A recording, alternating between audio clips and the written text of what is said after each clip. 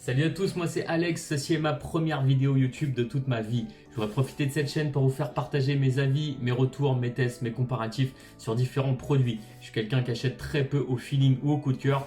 Ça m'arrive quand même de temps en temps, mais souvent je le regrette tout simplement parce que j'adore connaître tous les détails et justement je me fais souvent charrier à cause de ça. Je me suis dit que ça peut être l'occasion de vous éviter de refaire tout ça, ça peut être aussi l'occasion de vous faire découvrir des produits et puis ce que je voudrais faire aussi c'est donner mon avis après différentes semaines d'utilisation sur un produit pour justement donner mon avis sur ce qui a été dit auparavant sur des sites, des vidéos, etc. Je suis quelqu'un qui est passionné de nouvelles technologies, je travaille dans l'informatique, j'aime globalement les belles choses, les belles voitures, j'aime également le vin rouge, plein de choses, mais en tout cas ça va tourner autour de tous ces sujets là et aussi des produits électroménagers. J'ai d'ailleurs un aspirateur robot qui tourne actuellement dans mon salon. Là, je suis en plein kiff parce que c'est mi-robot informatique, mi-électroménager, c'est le top. Et en plus, ça marche très très bien. Je pourrais vous en reparler dans une autre vidéo. On va commencer tout ça avec le test du Huawei P30. Pourquoi le P30 et justement pas le Pro, pas le Lite? Tout ça, je vais vous l'expliquer. Ce sera plutôt une vidéo résumée, pas en détail, tout simplement parce que tout a été détaillé dans plusieurs autres vidéos. Mais moi, justement, je voudrais vous apporter mon retour et des réponses à des questions que moi, je n'avais pas trouvées ailleurs. Voilà, donc ça va être l'occasion. Je vous laisserai à la fin, comme d'habitude, comme tout le monde, laisser un petit pouce, un like, voilà, partagez ma vidéo aussi si ça vous fait plaisir. Et puis surtout, abonnez-vous pour recevoir les prochains comparatifs que je pourrais faire. Je vous montre tout ça, on se retrouve tout de suite.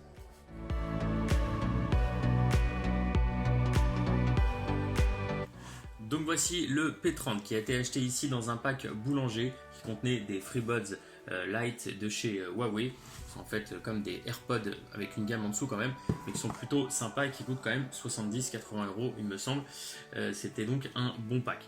Donc moi j'avais plusieurs critères, comme je vous disais, principalement c'était le côté compact. Je dis compact entre guillemets parce que ça reste du un petit peu plus de 6 pouces et c'est plus vraiment des petits téléphones. Malheureusement ça n'existe presque plus, ils sont très très peu sur le marché. Vous voyez, moi j'ai une petite main quand même et je souhaite garder le téléphone du coup accessible avec le pouce jusqu'en haut de l'écran, etc. Là je galère encore un petit peu, c'est pas tout à fait le cas. Mais il n'y en a pas beaucoup dans la course. En gros, il y avait le Xiaomi Mi 9 SE qui est quand même une gamme en dessous en termes de photos et d'autonomie. L'ensemble des avis n'était pas très bon. Et puis le Galaxy S10e qui là est quand même un téléphone haut de gamme, mais avec une autonomie pareil qui était pas terrible. Les photos c'était nickel, mais ce qui m'a pas plu sur ce téléphone là, c'est que le lecteur d'empreinte était sur le flanc pardon, ici, et c'est pas du tout ce que je recherche. Moi je le voulais en façade. Le P30 aussi, pourquoi? Parce que je suis habitué Huawei, j'aime bien globalement cette marque, le matériel, etc. Je viens d'un Honor 9, j'ai eu différents Huawei aussi, et j'ai des amis autour de moi qui ont le P20, et vraiment pour l'avoir testé plusieurs fois, le P20 était une tuerie. Là on est sur l'évolution. Donc pourquoi pas le Pro tout simplement? Parce que l'écran est plus grand, ça me convient pas. Et puis le Lite, pourquoi pas non plus, parce que il est quand même sur une gamme différente. Là, c'était le bon compromis. On ne parle pas assez du P30 et pourtant il est très bien. Donc voilà, j'avais le côté compact en critères, moyen, haut de gamme, donc minimum moyen de gamme. Et puis l'autonomie, il fallait que ça soit quelque chose de très sérieux parce que je suis un utilisateur double SIM, donc ça consomme pas mal. Et les photos pour vraiment prendre des clichés facilement, de bonne qualité, etc. Et de nuit entre autres, grand angle et tout ça. Ce téléphone regroupe vraiment tout ça. Je vais aller un petit peu plus en détail là-dessus quand même. Pourquoi? Parce que l'autonomie sur certains points, sur certains tests, pardon, ça a été mal noté. Moi je suis pas d'accord. Le téléphone avec une seule SIM et une utilisation normale, il tient 2 jours facile. Donc pour moi ça c'est une bonne autonomie sur un smartphone d'aujourd'hui. Avec mes 2 cartes SIM et une utilisation normale, je tiens une bonne journée malgré tout avec les 2 cartes SIM. Pour moi ça c'est validé et je suis pas d'accord avec ceux qui disent que l'autonomie n'est pas bonne.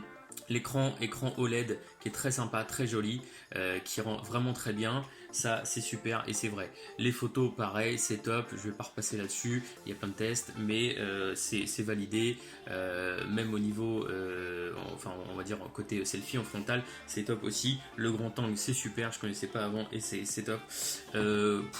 Gros point positif aussi, une prise de jack, voilà, une prise de jack pour du coup des écouteurs classiques.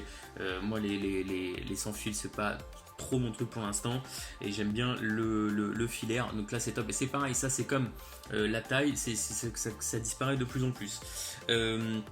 La surcouche Huawei, j'adore aussi, MUI 10, qui d'ailleurs vient de passer en 10 avec Android 10, donc c'est pareil, niveau mise à jour, ça c'est top, il n'y a pas de souci là-dessus.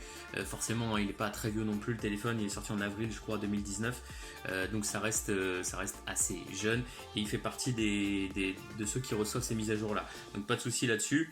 Ouais, donc globalement, je suis content sur tous ces points-là. Au niveau de la taille, ça je le mets dans le négatif. Je le mets dans le négatif parce que j'ai encore des difficultés à aller vraiment tout en haut de l'écran pour aller chercher la barre de notification d'un doigt. Ça le fait quand même, mais c'est plus dur. Bon, je pense qu'il y a une habitude aussi à prendre, mais même sans parler d'habitude, physiquement c'est compliqué, en tout cas pour moi. Donc après ça c'est pareil, ça dépend des besoins, mais c'est pas simple. Donc moi ça je le mets dans le moins parce que ça dépasse quand même les 6 pouces.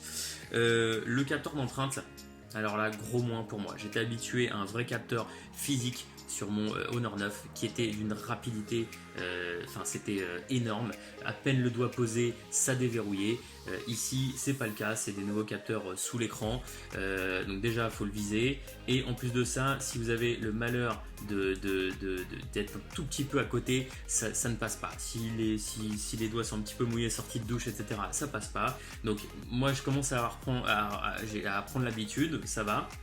Mais alors, si vous êtes un peu sur le côté, faut pas compter déverrouiller. Faut vraiment être dessus. Si vous êtes avec le doigt comme ça, des fois le fait d'être incliné, ça ne passe pas non plus. Donc voilà, ça j'ai pas encore bien compris, parce que c'est pareil, mon Honor 9, vraiment le doigt n'importe comment, ça passait, et en une demi-seconde. Là même quand je vise bien, ça prend une petite seconde. C'est pas grave, on s'y habitue, mais c'est une avancée, normalement c'est une avancée technologique, et pour moi ça régresse, donc ça c'est un moins. La navigation borderless aussi, borderless ou borderless, je sais pas comment on dit, mais en gros c'est une navigation un peu à l'iPhone 10 quand il est sorti, c'est-à-dire que on peut diriger on peut manipuler le téléphone avec des gestes un peu différents d'habitude. Il n'y a pas le bouton home, retour, etc. En gros ici pour revenir, si on lance une application, voilà, on va pour revenir on va partir du bas et lancer comme ça. Ça c'est cool. Par contre, ils ont inclus une possibilité de revenir en fait en arrière, faire le retour avec un mouvement en partant du bas. Alors ça c'est horrible. Pour moi, ça a été horrible parce que tout simplement sur des applis, voilà, comme Le Bon Coin, où le fait de faire ça normalement affiche le menu, vous voyez, ça, bah du coup, je ferme l'application. Pareil, je suis donc voilà, je vais encore me faire avoir. Je suis, voilà, par exemple ici, je vais dans une annonce, je passe sur le côté pour la prochaine, je reviens en arrière. Voilà, donc ça c'est horrible. Je m'y fais pas du tout. Du coup, moi là je l'ai remis pour le test, mais en gros, je suis revenu à l'ancienne avec la flèche en bas et tout ça, le home en bas.